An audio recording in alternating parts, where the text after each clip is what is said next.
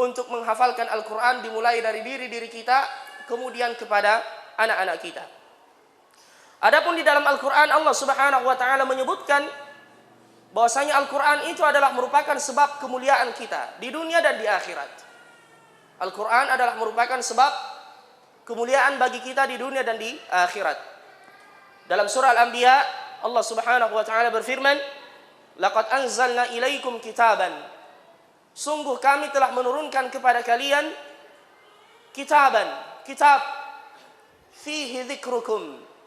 Di dalamnya ada dzikrukum. Ya.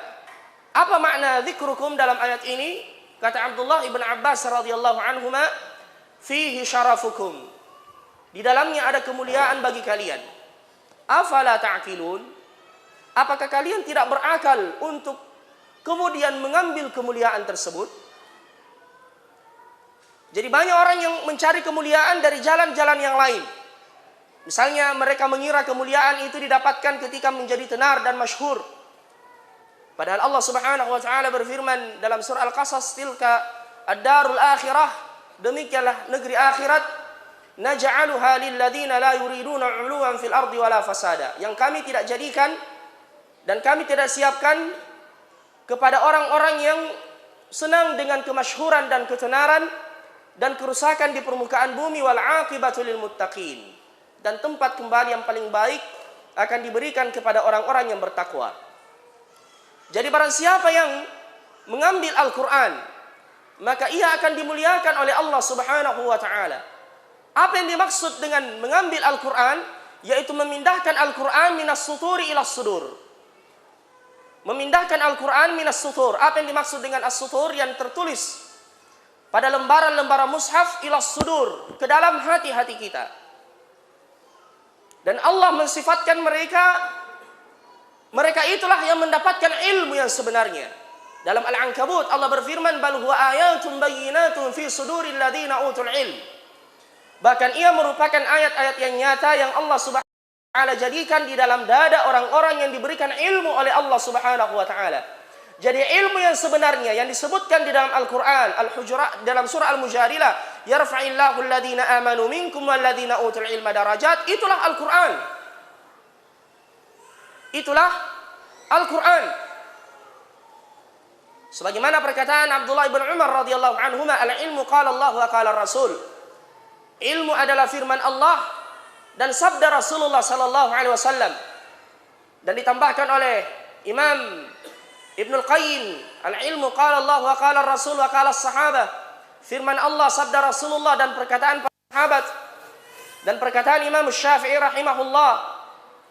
Beliau mengatakan, "Kullul ulumi siwal Qur'ani mushkilatun illa al-hadits wal fiqh fid din. Al-ilmu ma kana fihi qala wa haddatsana wa ma siwahuma min waswasati syaitani." Semua ilmu selain Al-Quran, kata beliau, hanya menyibukkan saja. Namun jangan difahami ayyuhal ikhwah bahwasanya kita mengatakan ilmu-ilmu duniawiyah yang bermanfaat bagi manusia itu tidak ada pahalanya. Ya, tidak seperti itu. Yang dimaksudkan oleh Imam Syafi'i di sini adalah ilmu yang hanya menyibukkan seperti ilmu falsafah, ilmu kalam, yang menghabiskan waktunya untuk itu, kemudian pada ujung-ujungnya ia mengkritisi syariat Allah Subhanahu wa Ta'ala, kemudian dia tertipu dengan kecerdasannya dan akalnya, kemudian ia bukan untuk mendapatkan taufik atau hidayah, tetapi justru ia semakin jauh dari agama Allah Subhanahu wa Ta'ala. Dan ini makna firman Allah di dalam Al-Quran, "Nurun ala nur." Cahaya di atas cahaya. Sebagian ulama mengatakan kecerdasan cahaya akal yang mendapatkan wahyu Al-Quran dari Allah Subhanahu wa Ta'ala. Bayangkan Nabi kita saja Muhammad sallallahu alaihi wasallam, beliau tidak pernah menyembah berhala. Bahkan beliau dijaga oleh Allah Subhanahu wa Ta'ala dari segala macam bentuk kemaksiatan. Sebelum beliau diutus, pernah diajak untuk menghadiri acara-acara jahiliyah, beliau ditidurkan oleh Allah Subhanahu wa Ta'ala. Namun subhanallah, coba kita lihat di dalam Al-Quran, Allah mensifatkan beliau, "Wa wajadaka dhallan fahada." Allah mendapati wahai Muhammad dhal, tersesat, fahada, dan memberikan hidayah dan petunjuk kepadamu. Walaupun sebagian ulama tafsir ada yang mengatakan beliau pernah tersesat di waktu kecil dan diberi petunjuk oleh Allah untuk kembali ke rumahnya. Namun yang sahih, sebelum Al-Quran diturunkan kepada beliau, dhal. Dan ini diperkuat di akhir Syura. Allah berfirman, wa kadzalika auhayna ilaika ruhan min amrina. Demikianlah kami mewahyukan kepadamu wahai Muhammad ruh. Jadi Al-Quran adalah ruh.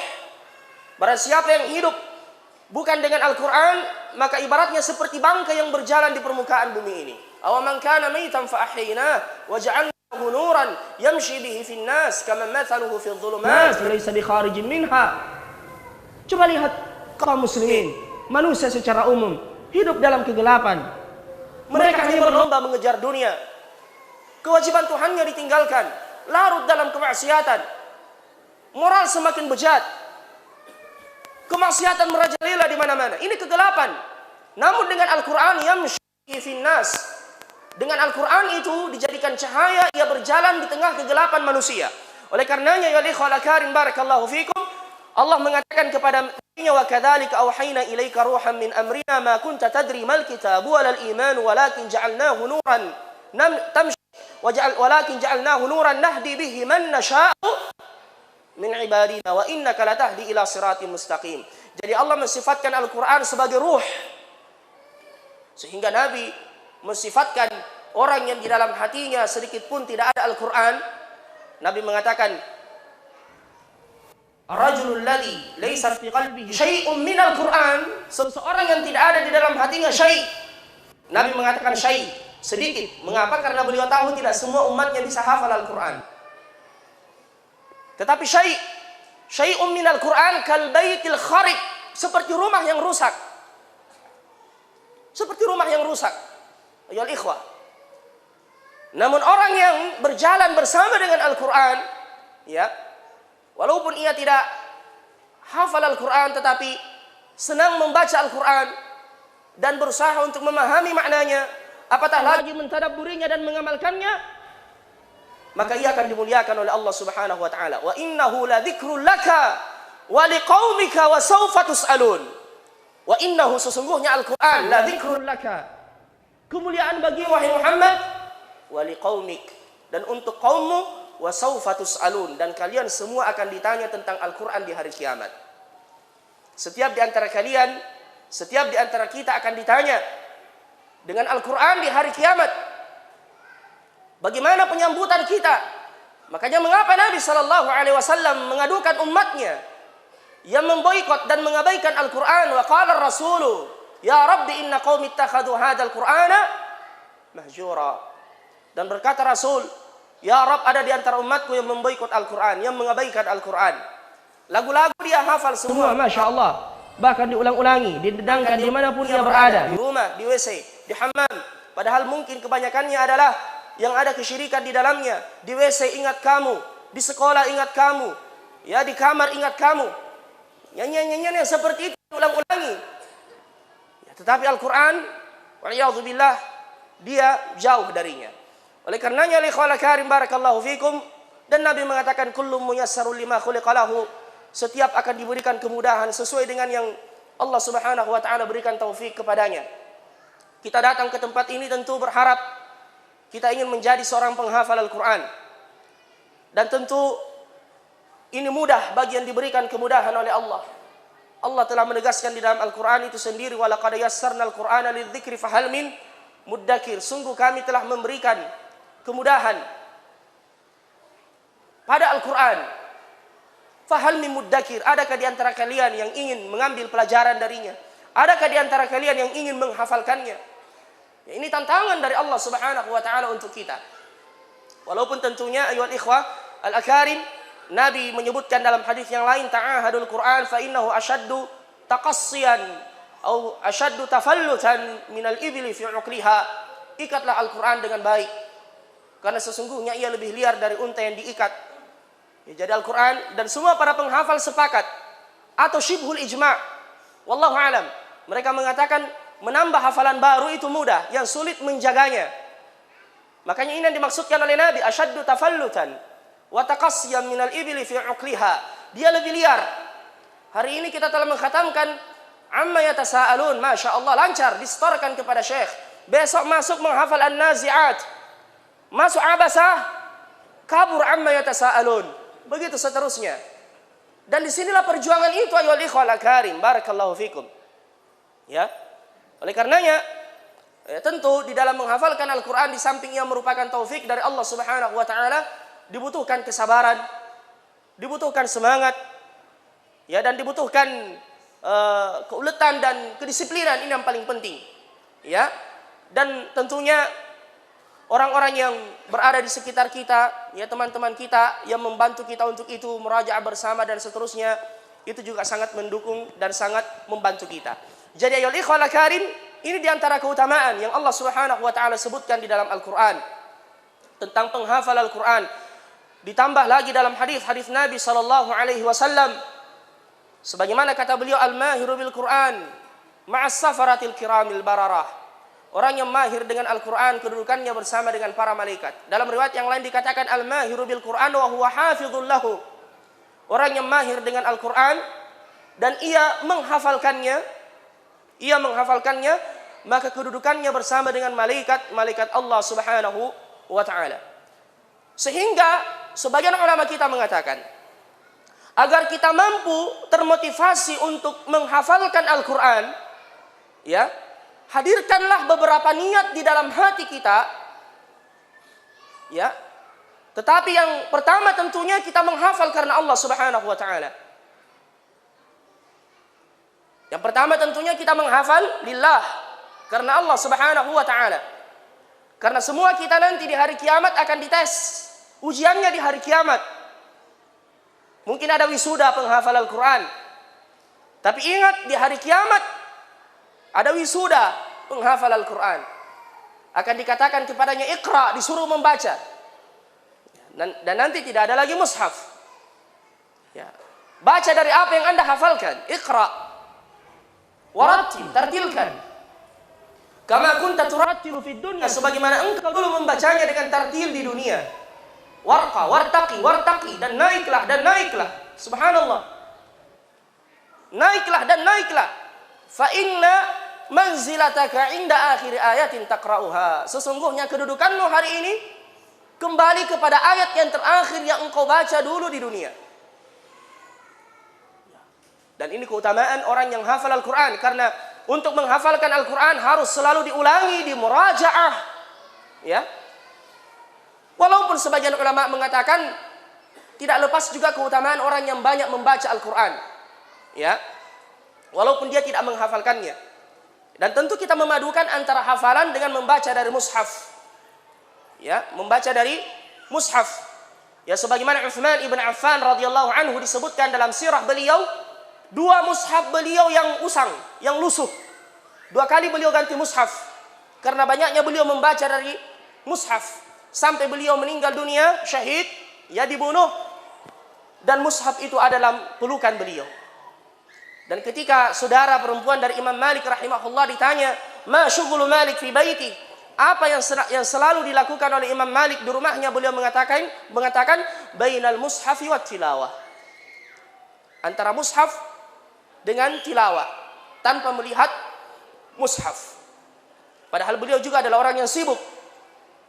Ya, beliau adalah orang yang sibuk mengajarkan hadis kepada murid-muridnya.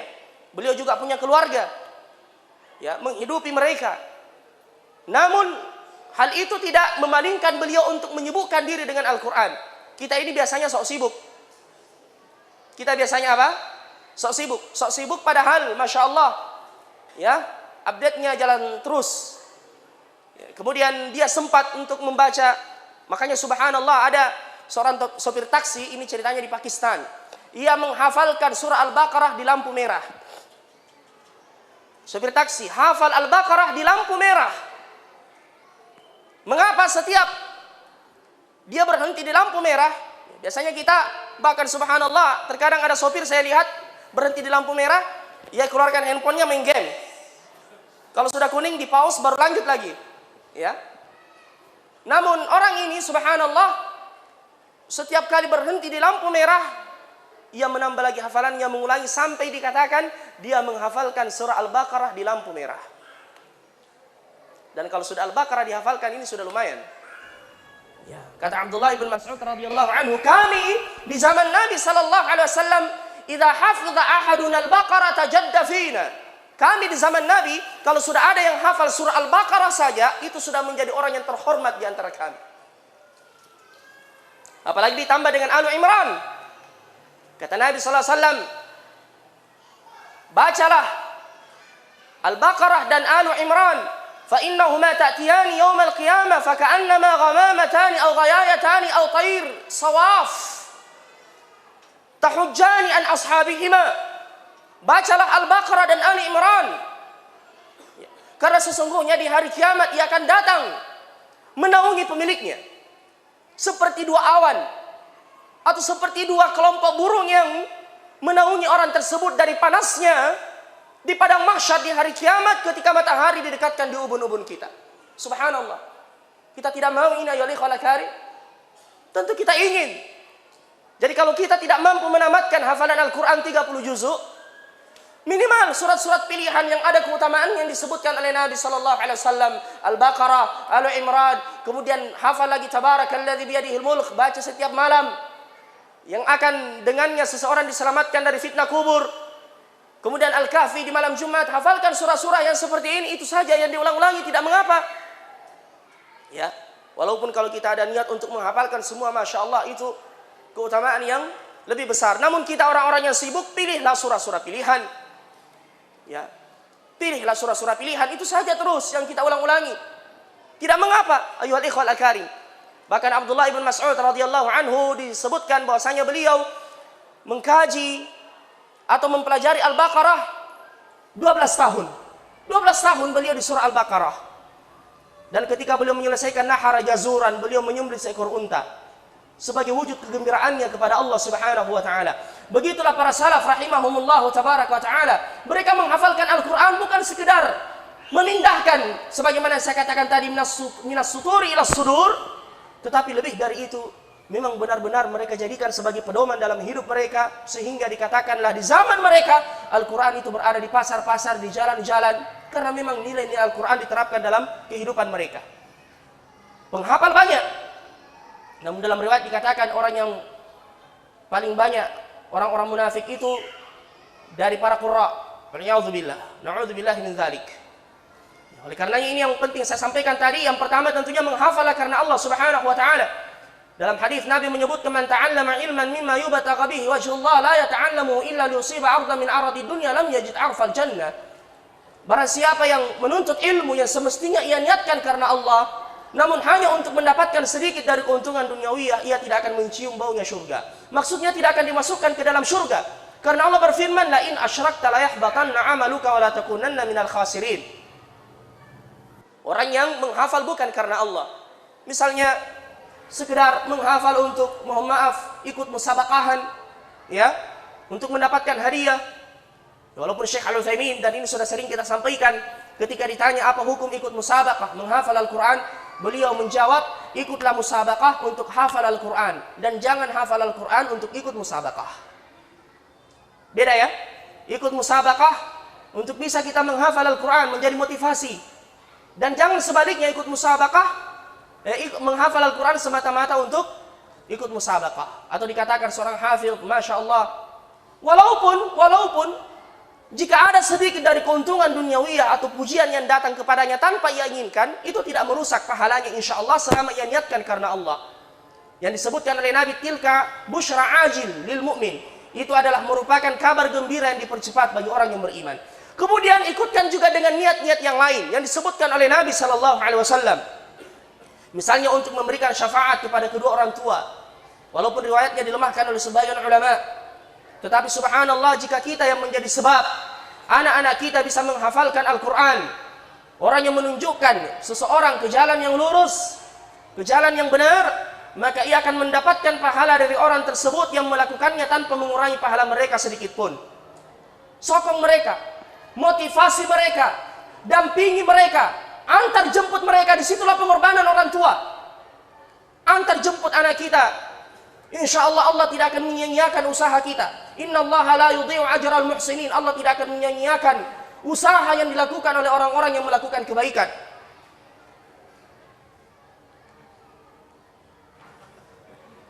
Jazakallahu khairan.